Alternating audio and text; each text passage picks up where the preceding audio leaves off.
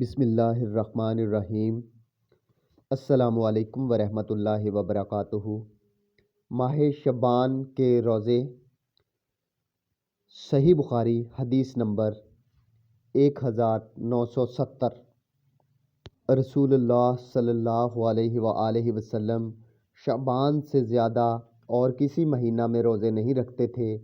شعبان کے پورے دنوں میں آپ صلی اللہ علیہ وآلہ وسلم روزہ سے رہتے۔ آپ صلی اللہ علیہ وآلہ وسلم فرمایا کرتے تھے کہ عمل وہی اختیار کرو جس کی تم میں طاقت ہو، کیونکہ اللہ تعالیٰ ثواب دینے سے نہیں تھکتا، تم خود ہی اکتا جاؤ گے۔ نبی کریم صلی اللہ علیہ وآلہ وسلم اس نماز کو سب سے زیادہ پسند فرماتے جس پر ہمیشگی اختیار کی جائے، خواہ کم ہی کیوں نہ ہو۔ چنانچہ حضرت صلی اللہ علیہ وآلہ وسلم جب کوئی نماز شروع کرتے تو اسے ہمیشہ پڑھتے تھے۔ The messenger of Allah صلی اللہ علیہ وآلہ وسلم did not fast in any month beyond Sha'ban.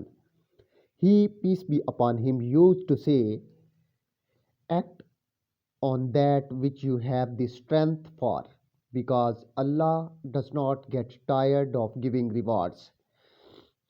You will get tired of yourself." The Prophet, peace be upon him, liked the prayer the most which should be performed regularly, even if it is short. Therefore, whenever the Prophet sallallahu alaihi wasallam started a prayer, he would always recite it.